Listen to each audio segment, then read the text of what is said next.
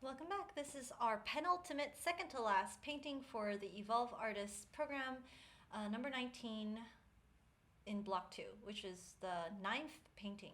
So this one I actually did something different. Instead of doing a landscape painting, I did a portrait painting. And the reason why was because I was looking at these different origami tutorials on YouTube trying to decide what I was going to do for my next painting, because I don't have a whole lot of really interesting things to paint. I suppose I could have try to acquire some, but I like to use what I have on hand. And mostly it's just very simple, basic household objects, and they're kind of like, soup cans and whatnot. And the bowls and cups and things that I would like to paint, they're a little bit too complicated for me right now because they have some intricate designs and things like that. So my best bet is to make my own objects, and the best way to make my own objects, origami. And so I found this origami tutorial on butterflies, and they were so cool. And I was like, I like how these butterflies have a slight bend to them. And so I made a bunch of different origami butterflies, and then I was playing with them, trying to decide how I was going to stage them. And then I realized that I had this octagonal box, pencil box really, that would be the perfect perch for one of the butterflies. But then I also wanted something at a slightly different height level to balance it out. And so I used a soup can and then put 2 butterflies on each one. Well, this is kind of a rather simple painting, just a couple butterflies and a couple stands, pencil case thing, and a can.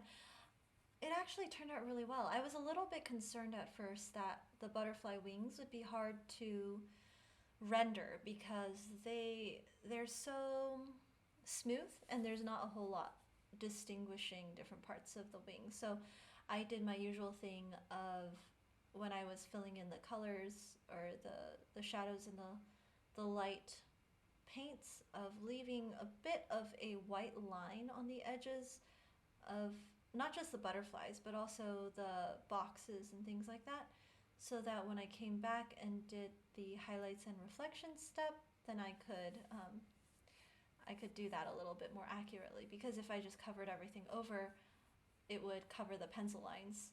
So as you can see, like between the shadow side of the can and the shadow that it casts on the pencil box, I left a slight white line.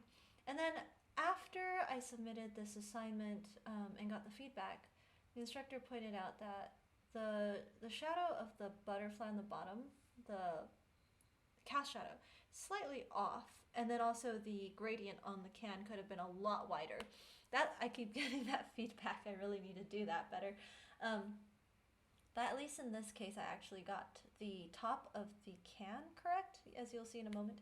The butterfly on the upper left, that one turned out really well. And I think part of that is maybe because it was a little farther from the light source. So the light source is coming in from the upper right-hand corner. So the first butterfly, because it's a light colored paper, I think it was yellow, I don't remember off the top of my head, because it's a light colored paper, the whole thing just looks like light. There aren't really any shadows to distinguish the form, like where the different papers overlap or where they curve or anything. But because the butterfly on the left is farther away from the light source and also kind of like facing it, and then you can see the bend in the paper. And so the butterfly on the bottom right was a lot harder to do, and I think I ended up kind of just like drawing in some lines with the darker admixture, which perhaps is not the most accurate, but it was the only way I could do it without having just like one solid white bow-shaped thing that didn't really look like a butterfly. And as you can see, this gradient is it's a little thin. It definitely could have wrapped around more and kind of intersected with that cast shadow of the butterfly wing.